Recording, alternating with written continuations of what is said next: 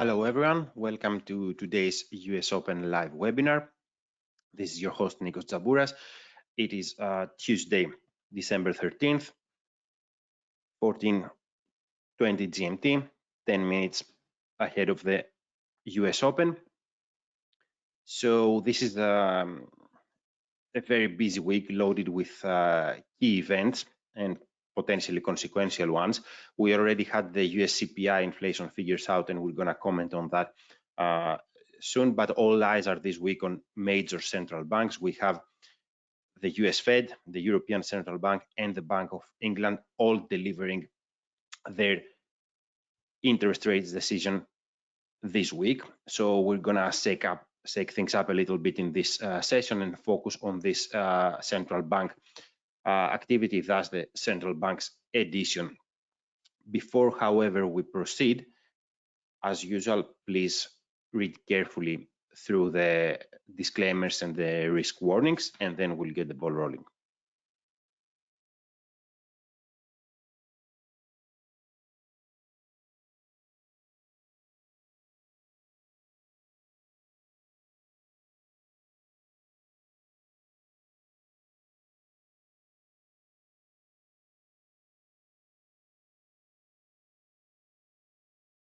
Once again, please read carefully through the disclaimers and the risk warnings so we can get started.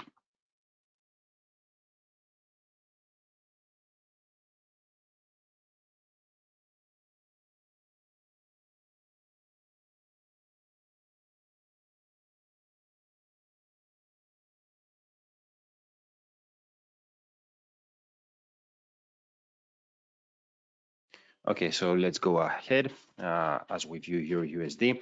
Now, as we said, this is an exciting week. We got the policy decisions by the US Fed on Wednesday, and then on Thursday we have the Bank of England and the European Central Bank. These decisions comes at a point where monetary policy is at crossroads, because central banks are looking to shift gears given the massive tightening policies they have been implementing in order to bring inflation down. And of course, they want to do that given the lagging nature of their actions and the impact on and the economic impact of this activity. Now, last week we already saw the Reserve Bank of Australia, which has already eased the pace of hikes, delivering another small rate hike, while the Bank of England was the first major bank to, the Bank of Canada, sorry, again last week was the major one that opened the door to a pause of interest rate increases. As we said, focus now shifts to the three big ones on Wednesday and Thursday. However, things kicked off today with the US CPI inflation report just a little earlier, less than an hour earlier, and the figures surprised to the downside. Headline CPI eased to 7.1% year over year in November from 7.7% prior. This is the lowest level of the current year. And core CPI also moderated to 6% from 6.3% again year over year previously, and that is the lowest since July. So we see that inflation has softened. This is the second decline in the core, the second straight decline in the core CPI, and the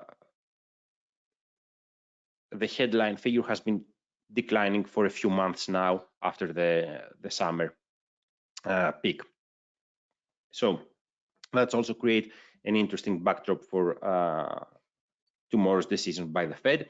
Now, what we're looking here is the Euro USD, which jumped on the news of the softer inflation from the United States. It breaks above, Euro USD breaks above the key resistance here at 1.609. And similarly, the GBP USD breaks above 1.24, both setting 5-month highs. Now, Wall Street, of course, reacted positively, SPX 500 broke fresh ground after some difficulties and losses last week. However, it still fails to clear the highlighted region here, which is the September high. So that was the reaction to the CPI inflation figures. And now let's go ahead. As we said, we're going to shake things up a little bit, and we're going to focus not so much on the technical outlook, but mostly on what to expect from these three major central banks. So as we said, the US Federal Reserve is due on Wednesday. Rates stand at 3.75% to 4%, these rates, which is the highest since 2007, as we figured by examining the previous data from the Fed's side, the Fed's website. And the rates came to this level after a series of outsized 75 basis points hikes. Now, given this and what we said about how central banks try to assess the impact, the economic impact of their actions, this super aggressive tightening path that they have followed in order to bring inflation down. Now, Chair Powell signaled recently a slower pace of tightening that could start from this meeting, tomorrow's meeting, as officials assess the impact of their actions. And this downshift is supported by the recent moderation in inflation.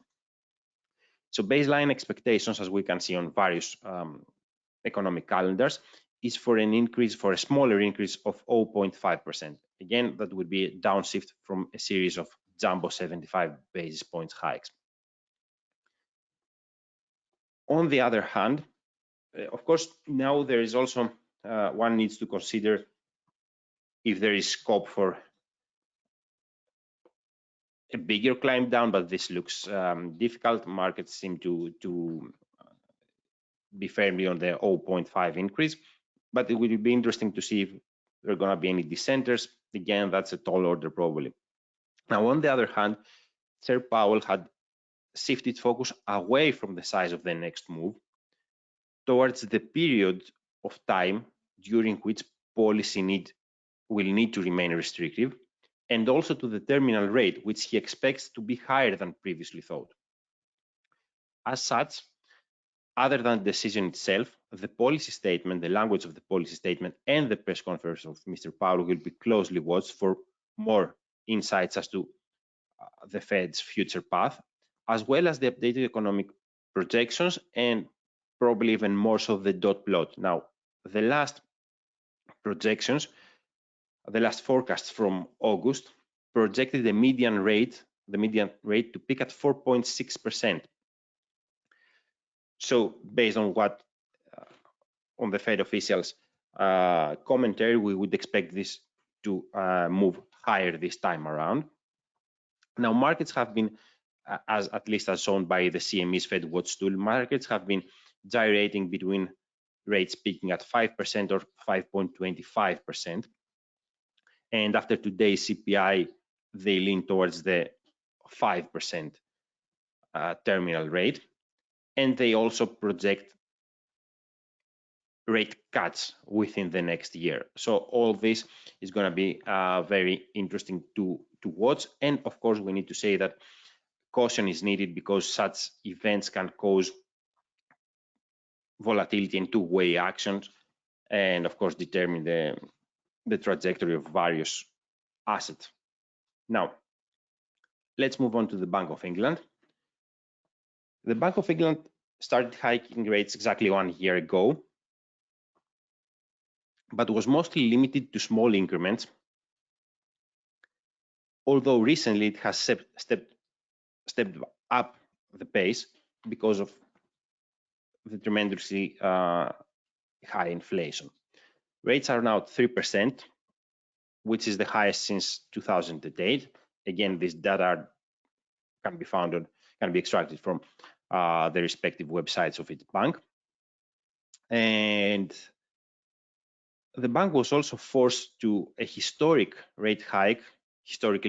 large rate hike of 0.75% in its last meeting in November, which is the biggest since 1980. 1989, the biggest increase since 1989. So one can understand how aggressive the central bank has been, and essentially it's hiking into a recession. Now, despite the outsized move, the language of the policy statement was less hawkish, because they said that further increases, and I quote here, in bank rate may be required. So this leaves us guessing what they're gonna do next. In general, communication of the Bank of England leaves much to be desired, but to a certain extent this is understandable, because they have to balance competing forces. On the one hand, it's the high cost of living that creates needs for further tightening, and on the other hand, there is a contraction and a projected prolonged recession, which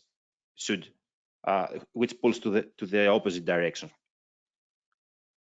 And the central bank will also have the chance to assess the latest CPI inflation figures, which are due on Wednesday, a day ahead of its policy decision. Now, CPI inflation had jumped to 11% in October. This was the highest in more than 40 years. And the bank expects it to peak at around this level, at around 11% during this quarter. So one can assume that there are high chances of an even higher figure this time around. It also expects a prolonged recession, and we already had a contraction in Q3 in the UK, according to the preliminary data. So you can see that this is a very difficult backdrop for the central bank. Now, baseline expectations are for a 0.5 increase. This would make sense, as recession prospects of prolonged recession create scope for a downshift after the historically large increase last month. And the other thing that we'll be looking for is also if this decision is going to be unanimous. That's probably going to be a big surprise if the bank comes with a unanimous decision.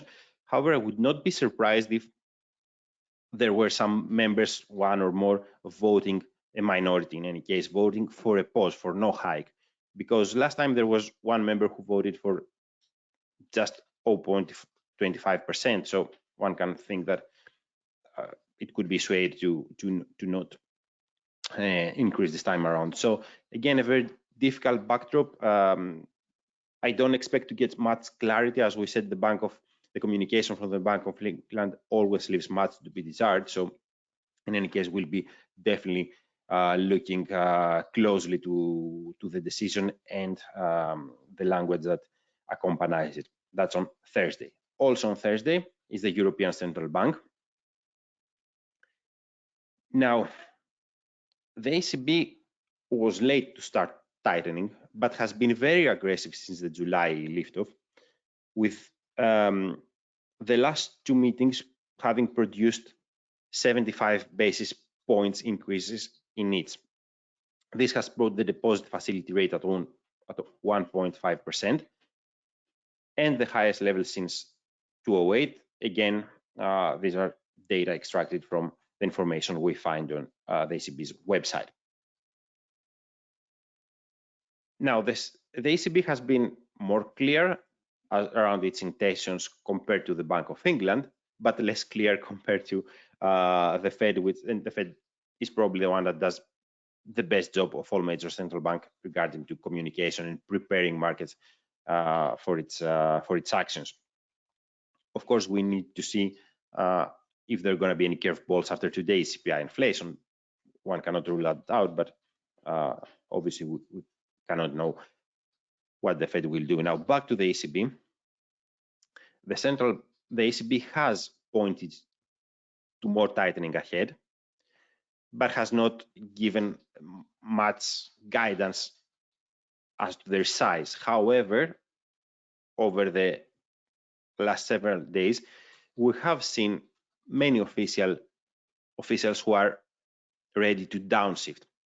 And baseline expectations, according to what we see on various economic calendars, is for a 0.5 increase, a smaller increase. Now, the ECB is also in a bit of a bind, because inflation in Eurozone eased in November, and But on the other hand, although it does not project a recession, it does project a sharp slowdown. Of course, we need to remember that Europe is very exposed to the energy crisis, although the mild weather so far has been helpful. And as we said, the ECB does not project a recession, at least based on the previous forecasts.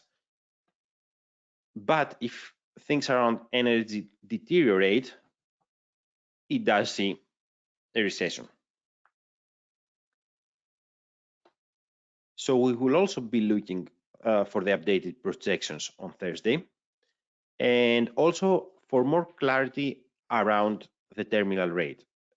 The ECB has been purposely vague around that, but if there is a chance to get some more insight, some more clarity around to where the bank expects interest rates to peak, maybe this is our best shot, although I wouldn't hold my breath for it.